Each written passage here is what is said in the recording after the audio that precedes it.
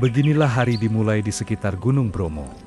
Tenang, sederhana, tanpa kebisingan yang memaksa. Bromo bukan sekadar gunung berapi aktif, ia adalah pusat kehidupan yang diam, penjaga keheningan, dan saksi bisu dari ribuan kisah manusia yang hidup di bawah bayangannya. Di desa-desa sekitar, kehidupan berjalan seperti cerita lama yang masih terus diceritakan turun-temurun. Orang-orang desa tak pernah memperlakukan Bromo sebagai objek wisata. Bagi mereka, ia adalah bagian dari kehidupan sehari-hari, seperti teman lama yang sudah mereka kenal sejak kecil.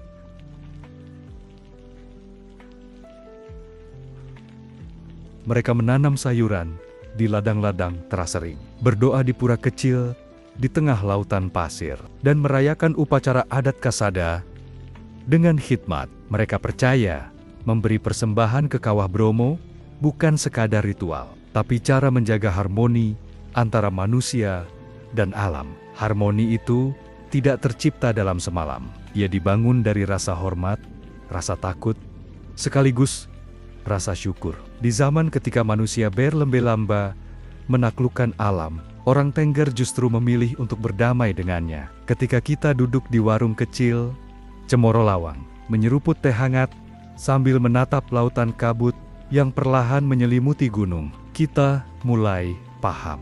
Mungkin selama ini kita terlalu banyak berlari, terlalu sibuk mengejar, dan lupa bagaimana caranya diam. Keindahan yang tidak datang secara instan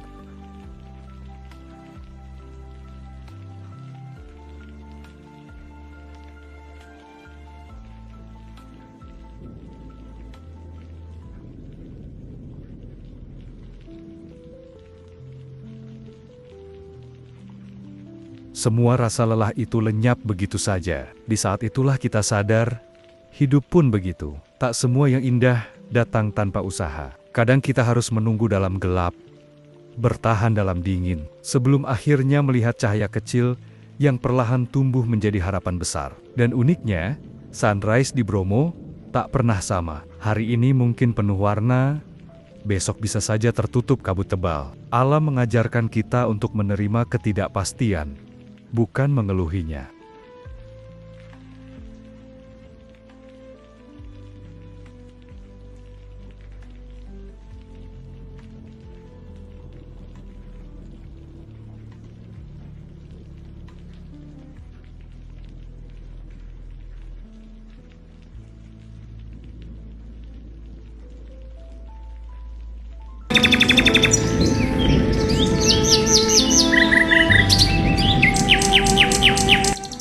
Anak-anak berlarian di jalanan tanah, para ibu menjemur hasil panen di halaman rumah, dan para bapak bertani dengan sabar, hari demi hari.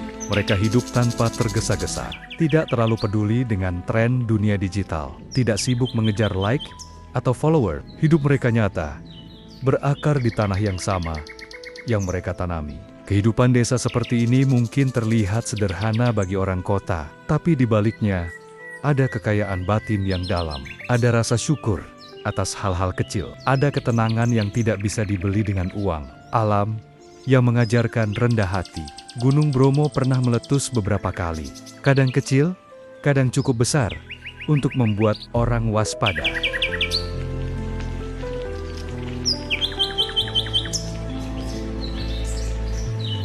Secanggih apapun teknologi kita tetap kecil di hadapan kekuatan alam. Alam tidak membenci kita, tapi juga tidak akan tunduk pada keinginan kita. Ia berjalan sesuai ritmenya sendiri. Kita bisa memilih untuk melawan atau belajar untuk menghormatinya. Bromo mengajarkan kita untuk rendah hati, untuk tidak menganggap semua hal bisa kita kontrol. Kadang, yang terbaik adalah menerima dan beradaptasi. Banyak orang datang ke Bromo hanya untuk sekadar berfoto, lalu pergi. Tapi jika kau mau duduk diam, membiarkan angin menyentuh wajahmu, dan menatap lautan pasir tanpa berkata apa-apa, kau akan merasakan sesuatu yang lebih dalam. Di tengah sunyi itu, kita seperti menemukan diri kita yang lama hilang. Suara hati yang tenggelam dalam kebisingan kota perlahan muncul kembali.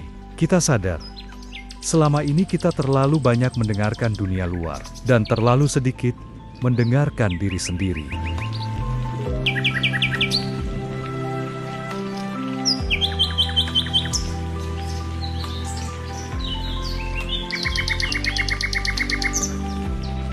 Yang perlu kita lakukan hanya bersabar dan percaya bahwa di balik kabut itu, keindahan masih tetap ada. Begitu juga dengan masalah hidup. Tak semua harus kita selesaikan dengan terburu-buru. Kadang kita hanya perlu diam sebentar, membiarkan semuanya berlalu dengan sendirinya. Alam, desa, dan kita. Pada akhirnya, Gunung Bromo bukan hanya tentang kawahnya, bukan hanya tentang sunrise-nya, tapi tentang kehidupan yang berputar di sekitarnya, tentang orang-orang yang hidup sederhana namun bahagia, tentang alam yang tak pernah lelah memberi. Meski seringkali kita lupa berterima kasih, di sana hidup terasa lebih nyata, lebih lambat, tapi justru lebih bermakna. Tidak ada yang instan, semua butuh waktu, seperti tanaman yang harus menunggu musimnya untuk berbuah.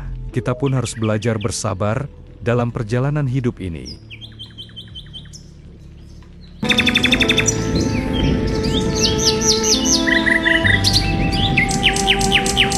Menjadi salah satu destinasi wisata paling populer di Indonesia. Ribuan orang datang setiap bulan dari berbagai penjuru negeri, bahkan dari luar negeri. Mereka datang membawa kamera, drone, dan ekspektasi besar untuk mendapatkan foto terbaik. Tapi, tahukah kamu, jika kita sedikit menjauh dari keramaian jeep, dari spot-spot foto populer, ada sudut-sudut sunyi yang masih tersisa. Di balik bukit pasir, di tepi padang savana, atau di jalur-gelur kecil menuju kebun sayur warga desa, alam tetap bicara dalam diam. Suara angin, gesekan dedaunan, dan jejak kaki rusa yang samar.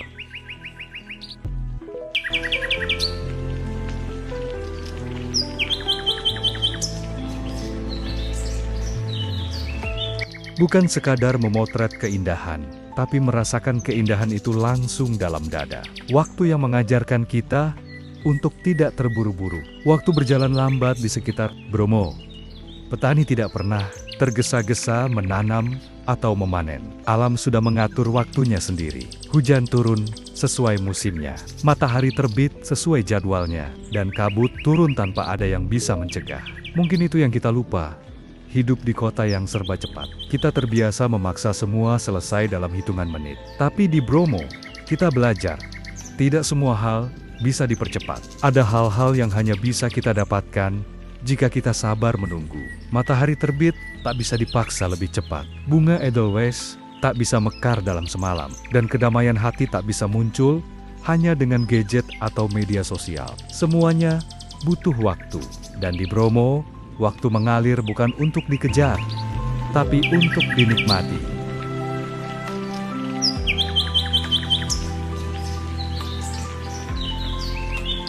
Tapi, yang paling penting, bukan seberapa banyak foto yang kita bawa pulang, melainkan seberapa banyak pelajaran yang tertinggal dalam hati kita. Bromo mungkin hanya satu titik kecil di peta Indonesia, tapi ia menyimpan makna besar tentang hidup. Tentang bagaimana manusia harus hidup berdampingan dengan alam, tentang bagaimana kita belajar bersabar, dan tentang bagaimana keheningan kadang lebih banyak mengajarkan kita daripada kata-kata. Saat meninggalkan Bromo, mungkin yang kita ingat bukan hanya kabutnya, bukan hanya sunrise-nya, tapi juga rasa tenang yang sulit kita temukan di tempat lain. Dan saat kembali ke hiruk-pikuk kota, mungkin kita akan mulai bertanya, bisakah kita membawa ketenangan Bromo ke dalam hati kita, meski gunung itu jauh dari pandangan kita?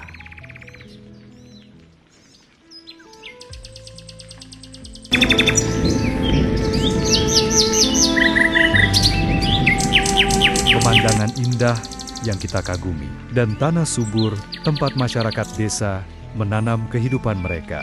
Tapi seringkali kita hanya datang, menikmati sebentar, lalu pergi tanpa sempat mengucapkan terima kasih. Kita terbiasa melihat alam sebagai tempat hiburan, tempat kita berlibur saat lelah, tempat kita mencari konten saat kehabisan ide. Padahal, bagi masyarakat desa, alam adalah ibu yang memberi mereka makan, pakaian, dan kehidupan. Mereka tahu, ketika panen melimpah, itu bukan semata karena kerja keras manusia, tapi juga karena gunung memberi cuaca yang bersahabat, hujan yang cukup, dan tanah yang subur. Ada rasa syukur yang dalam, yang tak perlu diumbar-umbar.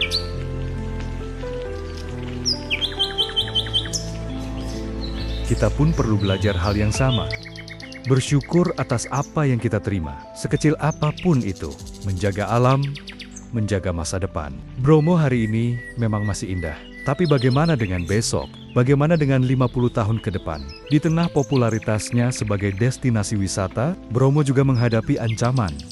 Sampah plastik yang ditinggalkan pengunjung, kendaraan yang mencemari udara, dan bangunan-bangunan baru yang mulai menggerus keaslian desa. Alam memang kuat, tapi bukan berarti tak bisa rusak. Masyarakat desa sadar akan hal ini.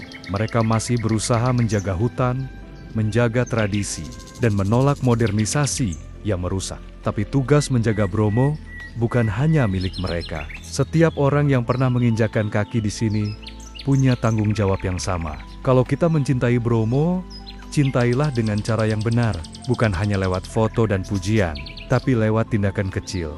Tidak membuang sampah sembarangan, menghormati adat istiadat.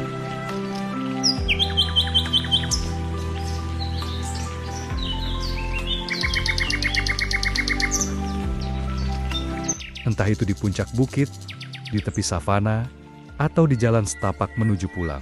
Tapi sejatinya, akhir dari perjalanan fisik seringkali menjadi awal dari perjalanan batin kita. Setelah pulang dari Bromo, kita mungkin kembali ke rutinitas. Bangun pagi, bekerja, menghadapi kemacetan, dan deadline yang tak ada habisnya. Tapi semoga ada sedikit ketenangan dari Bromo yang masih tertinggal di dalam diri kita. Semoga kita ingat bagaimana rasanya menunggu sunrise dengan sabar, bagaimana rasanya menatap kabut yang perlahan menghilang, dan bagaimana rasanya berdiri di hadapan gunung besar sambil menyadari betapa kecilnya diri kita. Karena sejatinya, gunung itu tak pernah kemana-mana. Yang berubah hanyalah cara kita memandang hidup. Salah satu bagian kecil dari luasnya bumi, tapi kehadirannya mampu membuat kita berhenti sejenak dan berpikir, betapa indahnya hidup yang sederhana, betapa tenangnya dunia yang tak dipenuhi kebisingan, betapa berharganya alam yang masih murni, belum sepenuhnya tersentuh ambisi manusia. Kita mungkin akan kembali ke kota, ke rutinitas yang penuh target dan jadwal, tapi semoga hati kita tetap menyisakan ruang untuk keheningan seperti di Bromo. Tetaplah sederhana seperti kehidupan desa. Tetaplah bersahabat seperti alam yang setia memberi. Dan tetaplah rendah hati seperti gunung yang diam namun menjaga. Karena hidup bukan tentang siapa yang paling cepat sampai puncak, tapi siapa yang paling tulus menikmati setiap langkahnya. Sampai bertemu lagi di jalan-jalan desa, di tepian ladang yang berembun, di bawah pohon rindang yang menemani senja, atau di tengah kabut pagi yang menyejukkan hati. Salam damai dari desa, salam sejuk dari alam. Salam Village Nature.